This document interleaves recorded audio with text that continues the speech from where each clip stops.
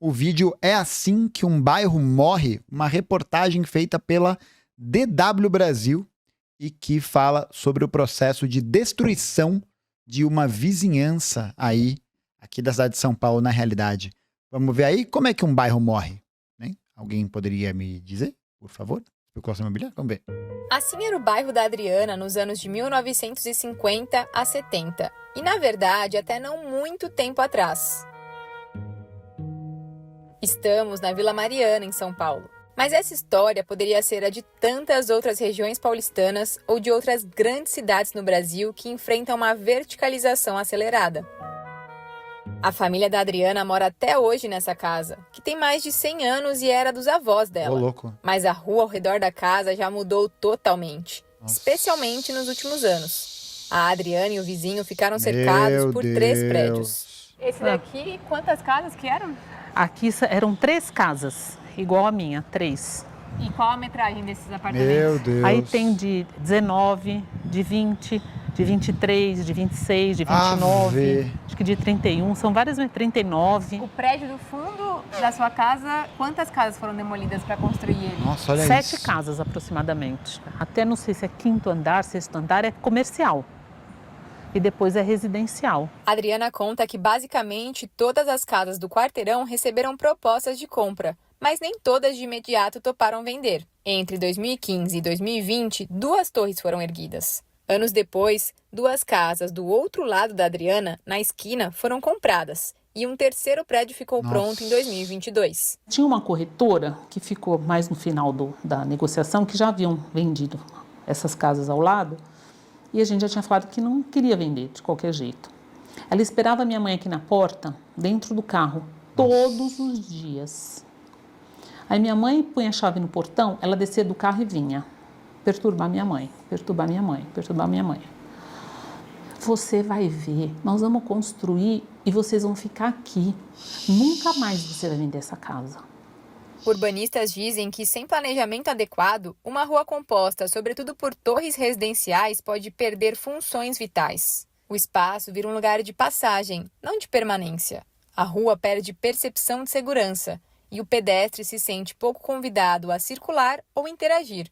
Sai a senhora da janela, entra o anonimato por trás de portarias e muros. Mais moradores, porém mais gente se sentindo sozinha. Antes parecia uma rua do interior, né? As casas sem prédios, os vizinhos todos se conhecendo, os filhos dos vizinhos mais ou menos da mesma idade. Então a gente brincava muito na rua, passava muito poucos carros, a gente montava rede de vôlei, a gente jogava taco na rua, ficava todo mundo, meninos e meninas, brincando. A Adriana... Cara, e percebe que esse processo da especulação imobiliária, ele também vai alterando completamente a forma de como o sujeito se relaciona com o espaço, né? Porque a construção dessas unidades habitacionais, desses prédios, tem batido recordes em São Paulo, inclusive, né? Nos últimos anos, o que tem crescido de torre, que oferece esses microapartamentos, que inclusive recebem subsídio da prefeitura para serem construídos, porque eles são declarados como habitação de interesse social pelas incorporadoras, é impressionante. É um volume de apartamentos que sobe cada dia mais e é um modelo, né, de casa, de habitação, de comunidade que se fecha em torres enclausuradas, né? Que vai se fechando cada vez mais. Então, o espaço de compartilhamento, esse espaço do que eles falaram, né? Da habitação da rua, a rua vira um lugar de passagem, não de permanência, né? Se torna basicamente um dormitório, né?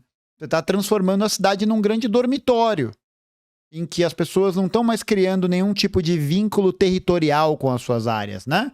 Porque essas áreas são alvos da especulação imobiliária.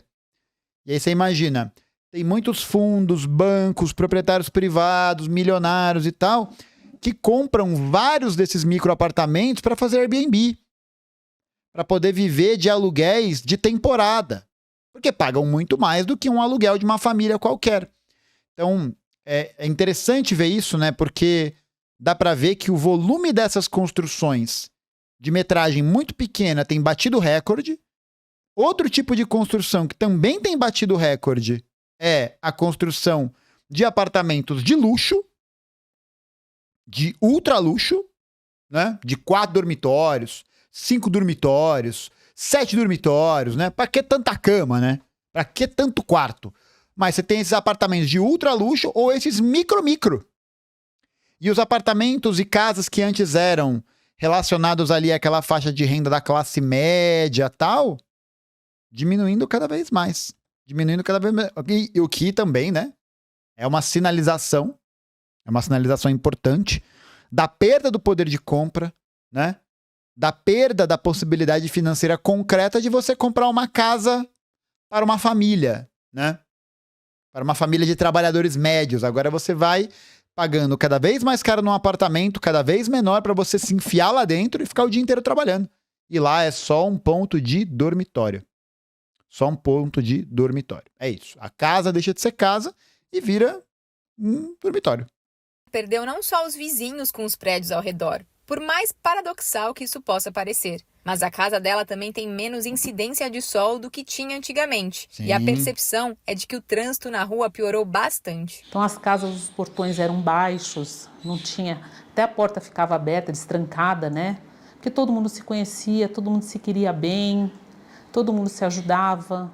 Então tinha um vínculo de afetividade, de respeito, de cuidado uns com os outros, né? E hoje não tem mais isso. Não... Vai ficando um espaço cada vez mais frívolo, né? Porque se você vai se fechando em unidades de condomínio, de apartamentos separadas por paredes cada vez mais finas, é essa contradição. Ao mesmo tempo, você não tem privacidade e você também não tem nenhum tipo de vínculo concreto e real com a comunidade. Você vai se tornando cada vez mais um sujeito enclausurado e individualizado na sua própria percepção de realidade. Tem um livro do Dunker que chama... Mal-Estar...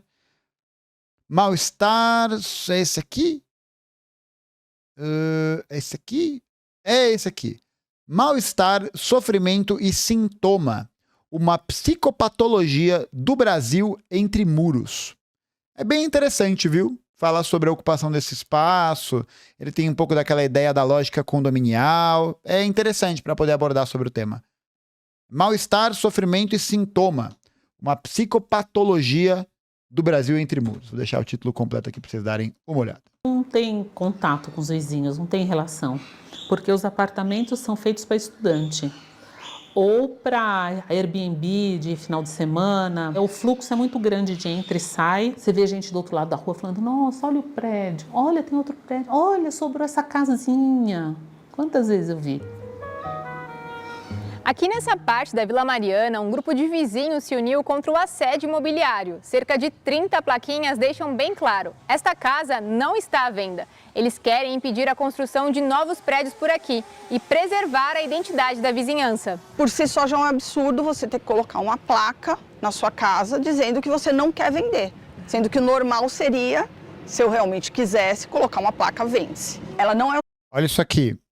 Em 2016, essa notícia aqui é de 2023, tá? Do UOL. 2023, então tá desatualizado, bem desatualizado. Em 2016, as construtoras lançaram 461 unidades com dimensões de até 30 metros quadrados na capital paulista, em 2016. Ano passado, ou seja, em 2022, em relação a essa notícia, o mercado imobiliário colocou 16.261 unidades com menos de 30 metros quadrados à venda. Loucura, né, mano? Não, e assim, totalmente em consonância com os interesses da prefeitura. Que é a prefeitura que dá subsídio para essas moradias serem construídas e elas são encaixadas naquele contexto de habitação com interesse social, né? Então elas têm alguns descontos, têm alguns benefícios nesse sentido. E aí as incorporadoras, as construtoras, depois que terminam de construir, o que elas fazem? Aumentam o preço do apartamento, atraem a clientela de classe média e classe alta para poder transformar aquilo em investimento. Você vai esvaziando o centro da cidade, tirando as pessoas dessas localidades.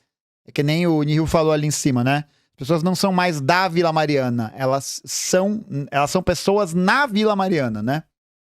E você vai sendo empurrado para outros lugares. Desterritorialização total, cara. Total. Sem planejar. Isso aqui não é planejamento urbano nenhum. Nenhum. Só especulação imobiliária. Aí é rua vazia, aí é encarecimento do aluguel, diminuição da segurança, né? Tudo isso. É o suficiente. Mas ela demonstra que nós sabemos o que está acontecendo. Como que acontece? Primeiro, eles descobrem os nossos dados e dados de parentes. O valor não é grande coisa, normalmente.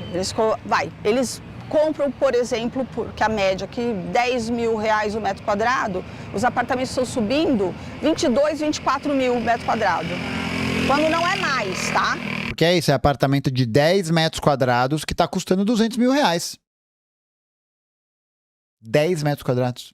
19 metros quadrados. Imagina, você comprar.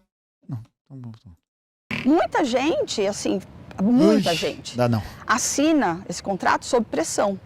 Porque o argumento é, olha, seu Isso é vizinho loucura, já vendeu. mano. Olha Loucura. a placa na porta da casa dele. Futuro empreendimento. As pessoas saindo derrotadas das casas. Eu não queria vender, mas não teve jeito. É o que a gente mais ouve. Desde 2014, Patrícia Machado tem uma página nas redes sociais chamada Chega de Prédios. Ela mora na Vila Mariana há 25 anos e considera que o bairro está mudando de uma forma vertiginosa, principalmente nos últimos 3 anos. Eu fui super criticada, né, por algumas pessoas a respeito desse nome. Vocês são contra prédios? Não somos contra prédios. Nós somos contra a verticalização predatória. Eu defendo a proteção das áreas sensíveis, tá, da cidade. E áreas sensíveis, leia-se na questão ambiental, na questão de patrimônio histórico-cultural, tá? Na questão de infraestrutura que não comporta o que está acontecendo. Porque quanto mais esse espaço vai sendo privatizado, quanto mais ele vai sendo transformado em mercadoria, menos acessível ele vai se tornando para todas as pessoas ao redor, né? Então tudo aquilo que era área comunitária, aquilo que era compartilhado, aquilo que você tinha esse sentimento, né? Vai se perdendo. Vai virando um espaço que só as pessoas que habitam aquela área podem utilizar. É um processo de alienação do espaço urbano, né? É um processo cada vez maior de alienação do espaço urbano.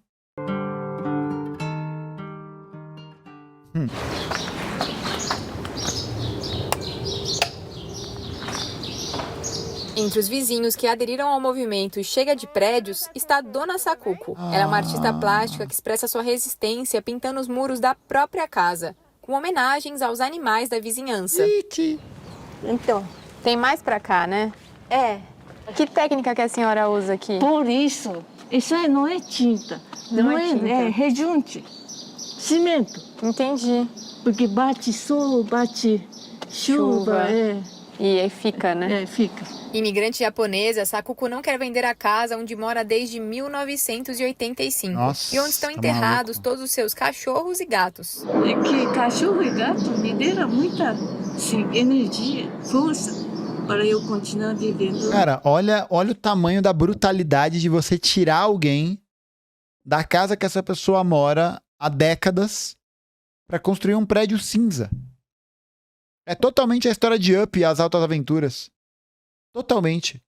É uma mistura de Up com Vida de Inseto.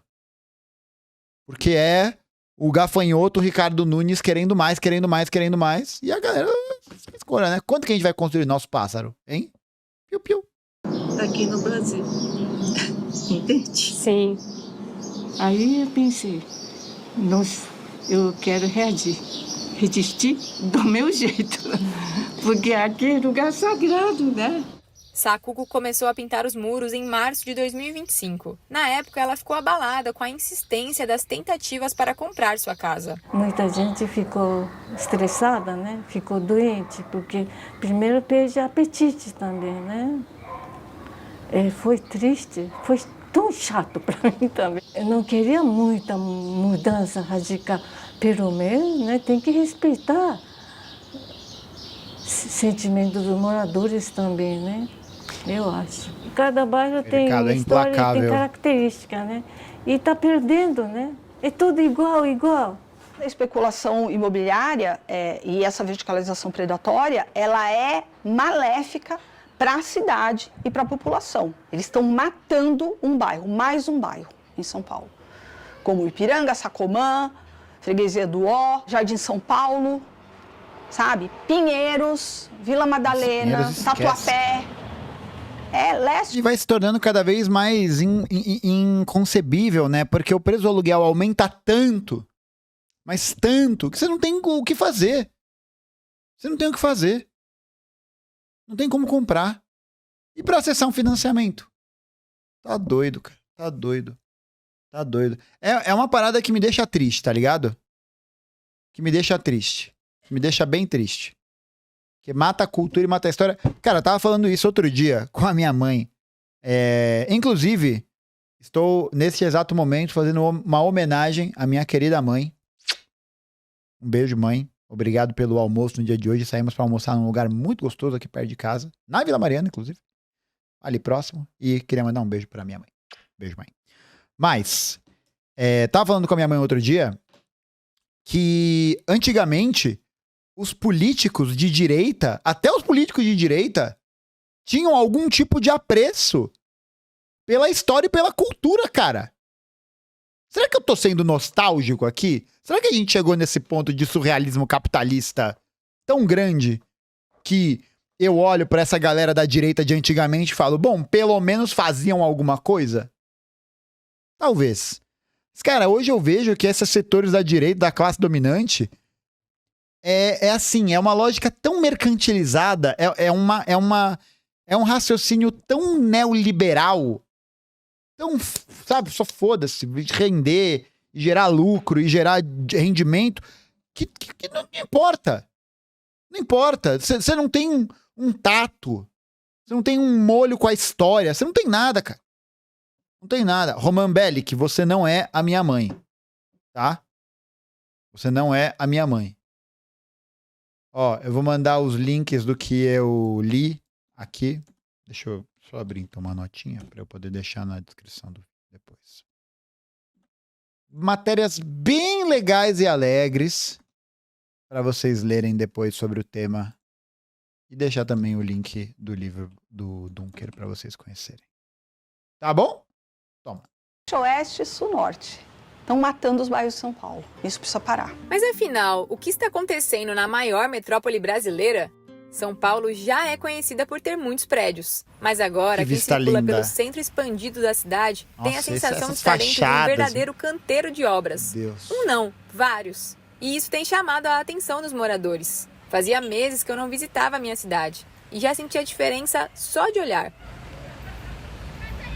Somente em 2024 foram autorizados quase 3.500 alvarás de demolição na cidade. E as subprefeituras com maior impacto são, respectivamente, Pinheiros e Vila Mariana. Inclusive, uma subprefeitura aqui da Vila Mariana é governada, administrada por um membro do MBL, tá?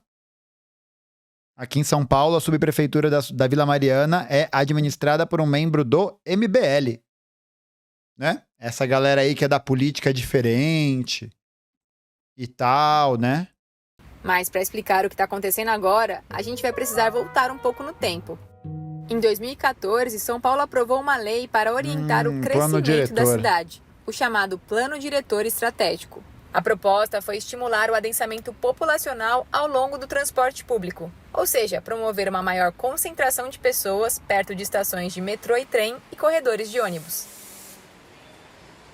Para isso, foi permitida uma maior verticalização dessas áreas, com mudanças no zoneamento da cidade. Basicamente, prédios mais altos passaram a ser permitidos em um raio de até 600 metros do transporte público. Essa rua aqui fica a mais ou menos 10 minutos andando do metrô Vila Mariana. A gente vê que é uma rua bem estreita, com calçamento de paralelepípedo. As casas aqui foram demolidas para dar lugar a duas torres. Só sobrou uma única casa. Eu conversei com o urbanista Fernando Túlio para entender um pouco mais sobre essa verticalização acentuada que está acontecendo na cidade. Ele me explicou que o plano diretor também contava com uma expansão do transporte público em direção às periferias, o que poderia levar a uma maior descentralização de São Paulo, que não aconteceu. Infelizmente, a expansão do transporte público anda a passo de tartaruga. O metrô cresce muito lentamente, Os corredores de ônibus estavam previstos mais de 500 quilômetros, a gente viu que menos de 50, 60 foram construídos nos últimos anos. Como o transporte foi pouco desenvolvido, né, em direção às periferias, as áreas que eram possíveis de serem transformadas ficaram mais restritas. E o mercado imobiliário, que tem atuado o mais tradicional nas áreas mais centrais da cidade, com o desejo de produzir edifícios maiores, mais altos, um microapartamento, esse produto imobiliário que eles conseguiram criar, né, com uma alta rentabilidade, com uma capacidade, né, enfim, aí, especulativa, foi uma estratégia de falar, vamos então voltar a produzir isso em mais áreas da cidade. Então mostra um pouco uma lógica especulativa e da habitação como um ativo financeiro e não como um direito, né, da população. O plano diretor também passou a dar incentivos econômicos e construtivos para prédios que contassem com apartamentos mais acessíveis para populações de baixa renda. Só que parte dessas unidades acabaram sendo compradas por investidores, o que está sendo investigado como fraude por vereadores de São Paulo em uma CPI. Nossa reportagem falou com o vereador Nabil Bonduque, relator do plano diretor de 2014. Mais de 10 anos depois, pedimos que ele analisasse o que foi implementado na prática. Eu tenho bastante preocupação com o resultado. Eu acho que a proposta foi uma proposta muito consistente, foi uma proposta de reestruturação da cidade. O que aconteceu foi que as incorporadoras, por vários mecanismos, em grande parte com a anuência do poder público, acabaram fazendo algumas unidades grandes, combinadas com muitas unidades muito pequenas, destinadas principalmente para o aluguel temporário. E nós estamos falando principalmente isso no centro expandido. Então foi se perdendo uma questão que era básica, que era o seguinte: unidades de tamanho médio, né, vamos dizer assim, nem muito pequenas nem muito grandes, com pouca vaga de garagem, para quem vai utilizar o transporte coletivo. E proteger os miolos, porque o plano diretor de 2014 propunha então proteger os miolos de bairro. Em 2023... Então, eu estava dando uma olhada aqui, o plano diretor de 2014 foi sancionado novamente, né, pelo Ricardo Nunes, fazendo a revisão. Aliás, vou voltar. Estava lendo aqui, e o plano diretor atual, que é o de 2023, foi sancionado pelo Ricardo Nunes em 23, revisando a lei de 2014, e que focou no aumento da verticalização. E aqui tem uma questão que eu acho que é interessante, que eu não teria o tempo agora de avaliar e tal, mas de ver de quem foi a proposta, né, a articulação, para poder fazer essa parceria com construtoras privadas, né, com incorporadoras privadas. Por que não se objetivou, né, uma parceria, alguma coisa assim, para a construção de uma empresa pública de construção civil, né, que pudesse erguer moradias com uso social? Porque se você queria fazer um acordo com as incorporadoras e as construtoras privadas que ganham rios de dinheiro com a especulação imobiliária e ainda reclama que toma um Pelé, pô, desculpa, Juvenas, né? Juvenas. Copinha São Paulo de futebol júnior pra você, né? Por favor. O plano diretor passou por uma revisão. E uma das principais alterações foi aumentar a distância em relação ao transporte público. O que antes era um raio de 600 metros com permissão a prédios mais altos, passou a ser um raio de 700 metros. Isso fez com que novos terrenos passassem a ser interessantes para incorporadoras e construtoras, como a região da Dona Sacuco e das outras pessoas que colocaram a placa "Esta casa não está à venda". Essa diferença de 100 metros pode até parecer pouca coisa, mas com certeza não é para quem teve que mudar um comércio inteiro de lugar. O Manolo até tentou comprar o imóvel onde funcionava seu café, mas não teve jeito. A incorporadora ofereceu 3 vezes mais do que ele. O jeito foi se mudar para o quarteirão da frente, tombado por causa de um convento. E mesmo sendo perto, o Manolo está sofrendo o impacto da mudança. E mudou bastante. Primeiro que o espaço aqui é menor, um pouquinho menor. Mas tudo bem, contornar. O pior para a gente é a freguesia que a gente tinha. Tinha mais ou menos uns 500 moradores aqui e boa parte deles vinham aqui no meu café, no estabelecimento aqui do lado. Vai matando tudo ao redor, cara. E mais a amizade. Aí a gente perdeu essa clientela, né? Estamos aqui há mais de um ano sem essa clientela. Mas aí futuramente vai ter as torres, você acha que vai melhorar? O que você tá olhando aí, hein, tia? Você tá de olho aí, hein? Curiosa. Tá querendo o quê, hein? Não tem cafezinho, não. Ah, de novo? Eu não sei, eu não acredito que vai encher de moradores, porque tem vários empreendimentos, é o que eu ouço por aí, vários empreendimentos, e a venda desses empreendimentos está bem desacelerada, não está acelerada não. E você se preocupa com isso? Sim, me preocupa, porque eu gastei dinheiro, eu tive que comprar esse imóvel aqui, eu comprei esse imóvel, estou pagando ele, e eu não sei o que pode acontecer amanhã. Eu fico preocupado sim. Perto do Café do Manolo, uma outra rua se tornou atrativa para o mercado. Alguns vizinhos quiseram e conseguiram resistir, mas a maioria das casas foi vendida e um novo empreendimento vai ser construído. Então, a partir daqui, já vai ser demolido. Aquela lá é a última casa que não vai ser. Aqui até a esquina, eles vão demolir. Meu Deus. Toda essa parte do quarteirão Toda aqui, essa né? parte. Isso aqui seriam as costas do empreendimento, o prédio é na rua de cima. Tá. Né? E então, a gente nunca entendeu por que tanta pressão, né? Já que o prédio é lá. E aí, assim, Yolanda, teve uma coisa que foi horrível, que eu fiquei sabendo que eles queriam a minha casa para fazer quadra de tênis. Nossa. Meu Assim, Deus. eu vou te falar, esse dia pra mim foi duro, eu chorei, assim, porque é duro, né? Precisa mesmo acabar com uma rua que nem essa, né? Quer dizer, que é uma comunidade, a gente é uma mini comunidade Uma aqui. vilinha, né? E você se preocupa com como é que vai ser o barulho por causa das obras, que é bem do lado da sua casa, né?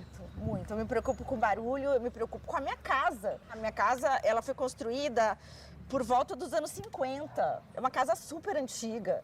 Eu já quis fazer obras ali que o arquiteto falou pra mim, não dá. Porque eu não sei o que vai acontecer com o resto. Tristeza, mano. Imagina, uma fundação ali. Que tristeza. O prédio vai vir exatamente até o meu quintal lá atrás. Tem um muro gigante e ele vai até ali. Aqui na Vila Prudente tá a mesma merda. Essa porra de subir prédio sem parar. E não melhoram a infraestrutura das ruas para centenas de carros pro prédio. Cara, ainda tem essa, né? Porque se vai ter gente que vai morar nesses lugares, você vai ter um volume de carro circulando nessas áreas. Meu amigo, meu Deus do céu. Você tá doido. Você tá doido. A cidade... Cara, eu converso com uma galera que dirige... Eu, como agora trabalho em casa e tal, não tenho mais dirigido tanto. Então eu não pego tanto carro. Mas eu converso com motorista de aplicativo e tal, e a galera fala que está insuportável andar em São Paulo. Insuportável. Sou do Tatuapé e nesse exato momento a rua tá alagada. Pô, Rafael, sinto muito, hein, cara. Sinto muito. Sinto muito mesmo. Isso aí vai ter gente, porque hoje em dia é tipo, quem vai comprar isso? Tem gente pra... Não, então, é essa questão, né? É pouca gente pra comprar isso. É uma especulação que não para. E esse é o lance. Quando a pessoa, muitas vezes, a galera que compra esses apartamentos não consegue revender. Porque o processo de revenda dele é uma porcaria. Porque o apartamento é uma porcaria. Entendeu? E você fica sem escolha. Por isso que também tem tanta gente que tá saindo de São Paulo, se mudando daqui. Tá doido, mano. Entendi. Então, assim, o que vai acontecer com a minha casa mesmo, né? Não é nem só o barulho nem fala. Você aceita, né? Só aceita. Zisman é outro morador da Vila Mariana que foi afetado pela revisão do plano diretor e pelas mudanças no zoneamento de São Paulo em 2024. Ele que anos antes já tinha vendido uma casa para ser demolida. Agora voltou a ser procurado por incorporadoras e... Não, e pode ver, a história que afeta essas pessoas é de gente de classe média um pouquinho mais, assim, eu nem sei se classe média alta, viu? Classe média um pouquinho mais alta, um pouco melhor e tal. Pode ver. As casas que estão sendo demolidas são casas de famílias historicamente ligadas a trabalhadores com melhores condições de vida. Construtoras em seu novo endereço. Esta quadra onde estou morando, pela lei de zoneamento antiga, era uma zona de proteção de mananciais nascentes do córrego Pedra Azul. Então, esta quadra inteira tinha restrições a que não poderia ter verticalização. No entanto, depois que eu consegui construir, reformar tudo que está aqui, né, a nossa Câmara de Vereadores mudou a lei de zoneamento. A mudança, né, nos pegou de surpresa, né, porque a gente acreditava fortemente de que uma região protegida por questões ambientais fosse uma proteção suficiente para que a gente não tivesse esse problema, né. Nos deixou bastante chateado e nos fez aderir a esse movimento, né, de colocar a placa de esta casa não está à venda. Prevalece na cidade de São Paulo, infelizmente, uma lógica que está pouco interessada, né, na qualidade de vida, tanto ambiental como dos cidadãos, e está apostando mais numa cidade de negócio, uma cidade de investimento, uma cidade de dinheiro, fazendo gerar dinheiro, né? Uma cidade do capital, né? Serve para retroalimentar o capital. Eu conversei também com o advogado ambientalista e de urbanismo Heitor Marzagão sobre essas mudanças pelas quais a Vila Mariana e São Paulo estão passando. Aqui, especificamente, era uma zona mista. Poderia construir prédios, né, até 28 metros de altura. Com a mudança da legislação, agora, de acordo com o tamanho do lote que o empreendedor consiga comprando todas as casas que ele vai comprando, uma do lado da outra, ele consegue uma área grande de terreno, ele consegue construir prédios sem limites de altura. O que vai limitar a altura é o tamanho do lote e é também o limite disposto pela aeronáutica, que também impede prédios muito altos em algumas localidades. Para Heitor, o plano diretor de 2014 errou ao permitir que as áreas de intensa verticalização fossem definidas antes de estudos ambientais e do território. Porra, aí tá de sacanagem, né? Não, aí você tá de sacanagem. Não. Quero aprovar uma lei de poder construir prédios sem fazer estudo ambiental. Ah, para com isso, velho. Pelo amor de Deus. Ele ficou incompleto. Aí você fala assim, né? Isso é um erro ou foi intencional? Porque se foi um erro, porra, burrice do cacete, né? Porra, burro pra cacete. Burro pra cacete. Punha que em seguida fosse feito um estudo, né, identificando o que deveria ser protegido e preservado na cidade. Por exemplo, vilas, né, por exemplo, áreas que tinham interesse do ponto de vista arquitetônico, né, edifícios, áreas que tivessem um interesse urbanístico, áreas que tivessem uma identidade de afeto das pessoas com o lugar. Então, esse trabalho que tinha que ter sido feito com participação das pessoas, com gente especializada pesquisando, para então excluir das áreas de verticalização os lugares que têm que ser preservados. Não foi feito de maneira sistemática, que é o que deveria ter sido feito. O Nabil também disse que em alguns bairros o plano diretor funcionou bem, principalmente em regiões intermediárias entre o centro e a periferia. Segundo ele, a maior desvirtuação da proposta original foi em áreas de classe média alta, no centro expandido. Muitos especialistas também apontam que não é a verticalização o problema. O mundo tem vários exemplos de bairros densos e, ao mesmo tempo, vibrantes, com edifícios com uso misto e fachadas ativas, por exemplo, que são aqueles comércios no térreo de prédios com entrada direta para a calçada. No plano diretor de São Paulo até existem incentivos para isso, mas levantamentos mostram que o aluguel desses espaços é caro e que eles estão, em sua maioria, desocupados. Nossa. Também seria importante que as novas torres tivessem uma relação mais positiva com a rua e com o ecossistema ao redor. Essa transformação urbana, que está muito focada no espaço privado da cidade, nesses edifícios, transformou pouco o espaço público. Então a gente poderia pensar que parte desses recursos poderiam ser destinados à requalificação de calçadas, ampliação delas, arborização urbana, ao enterramento da fiação. São vários mecanismos que poderiam estar associados a esse processo de transformação urbana. Quando você muda a lei, as pessoas não sabem o que vai acontecer. O resultado dela é visto com a transformação realística ocorrendo. Demora 10 anos às vezes. Só daí os moradores tomam conhecimento daquilo que vai transformar a vida deles. Porque, na verdade, até a transformação no território é a transformação da vida também das pessoas. E aí as pessoas reagem. Então, o que está acontecendo hoje é que a lei de 2014 apresenta os seus resultados nocivos. Esse processo de transformação ele é irreversível. Depois que transformou, você não consegue mais voltar atrás.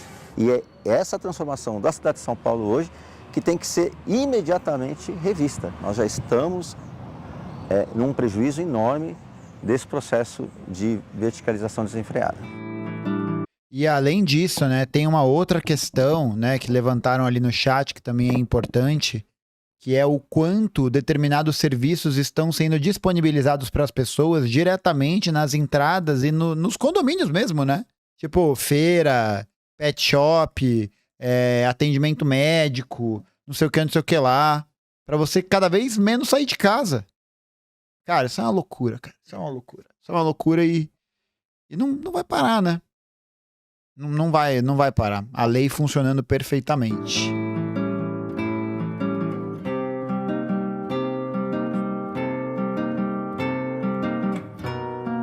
Nossa, cara, imagina você ter uma casinha aqui e de repente você não tem mais sol. Meu Deus, mano.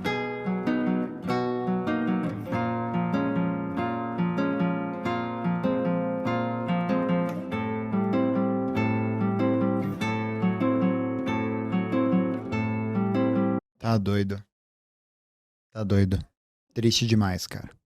É isso. Você vai cada vez mais deslocando o seu espaço de moradia para morar num shopping, né? É a shoppingização da vida. É a shopping centerização da vida. Total, mas essa é a ideia, né? E para pra pensar aqui, né, galeres? Estamos falando de um modelo de racionalidade neoliberal. Estamos falando de um modelo de racionalidade de administração do capitalismo que presume, que valoriza, que defende essa ideia da transformação do sujeito social em empresa, né? É cada vez menos a sua leitura como membro da classe trabalhadora e cada vez mais a sua leitura como empresário de si mesmo. Se você é uma empresa, se você é uma iniciativa econômica que luta pela sua vantagem, não existe história. O que existe é a disputa pelo poder e a luta contra a falência, né? Então você vai atomizando, individualizando cada vez mais. Complexo, né, cara? Complexo. E é uma lógica perfeita para o movimento neoliberal, né? Perfeita, perfeita, perfeita. Porque ela vai reduzindo também a nossa própria capacidade de gerar novas mobilizações, né? Porque ela vai nos isolando cada vez mais, cada um cuidando do seu quadrado. É triste, né? Vai transformando tudo de identidade, de história, de vínculo, né? Daquilo que nos transforma em humanos, né? A socialização em um mero produto. Descartável, né? Descartável. Triste demais, triste demais.